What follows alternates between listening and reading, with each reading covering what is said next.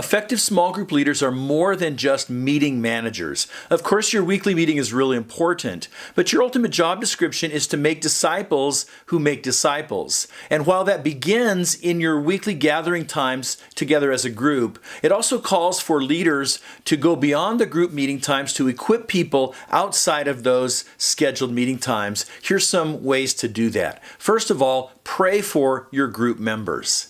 The most fundamental kind of ministry that takes place outside of the scheduled group times is to pray individually for the members of your group. Now, this accomplishes a number of things. First of all, it grows your heart towards those people.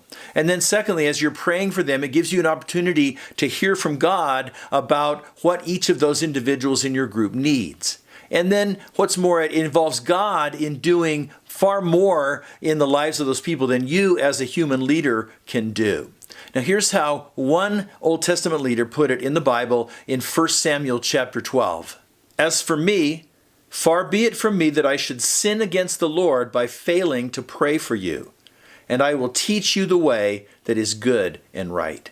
As a small group leader, it's a fundamental part of your job description that you pray for the members of the group outside of the times that the group is meeting.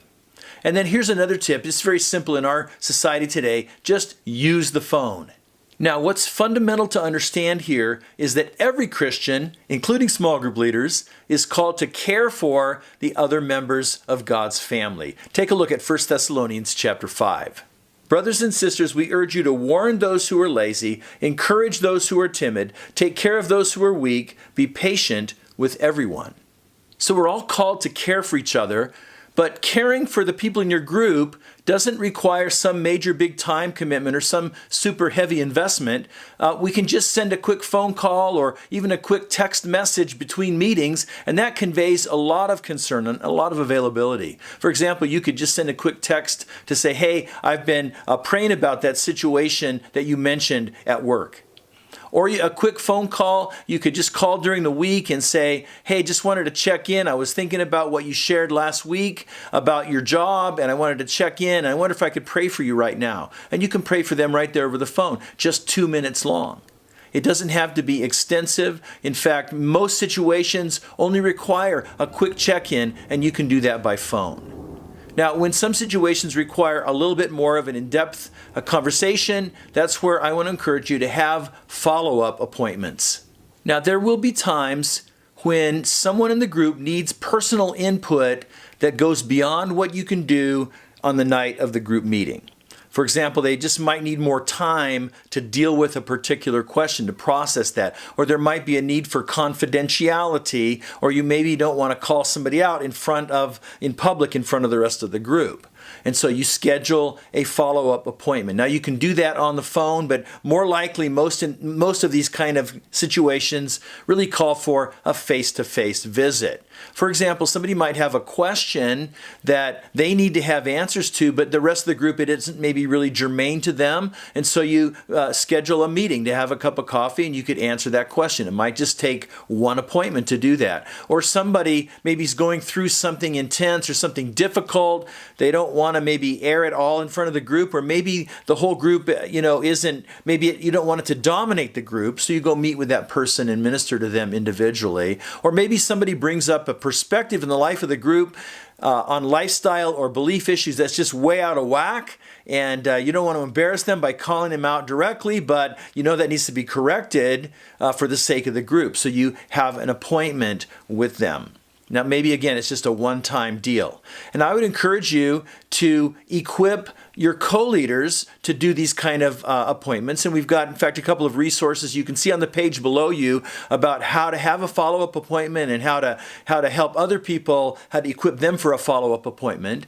And actually, you can think of it like a short-term mentoring experience. So you can find a topic in our Pursue God library that speaks to the issue you want to address and send them the link. And then when you get together, you could talk about what you've both viewed. And I also want to encourage you to be open to the possibility that some of these one-time follow-up appointments could actually develop into meaningful, longer-term mentoring relationships as God leads. And so those follow-up appointments are a great way to help make disciples. Now, Now, the next thing that you can do that's really strategic and really important for you to extend the scope of your impact beyond just the group meeting is to mentor your co-leaders. Caring for the members of your group beyond the meeting isn't just up to you. If it were, that would be an overwhelming responsibility. That would be too much for almost anybody to bear. And that's why it's important for you to strategically spend some time mentoring and training future leaders, intentionally helping them so that you can share the ministry with them.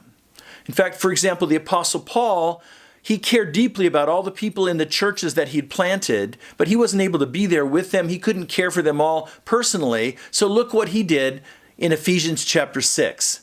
I am sending Tychicus, the dear brother and faithful servant in the Lord, to you for this very purpose, that you may know how we are and that he may encourage you. So help your co-leaders honor God in their lives. Train them and mentor them to go full circle, to know how to help other people pursue God. So use the materials in the small group library. Take them through mentor training. But the most strategic thing you can do as a small group leader, if you really want to help people in your group and make disciples outside of that weekly scheduled meeting, is to raise up other co-leaders and mentor them to share the ministry with you. Now, just one final thing very quickly, and I want to encourage you to get mentoring going in your group.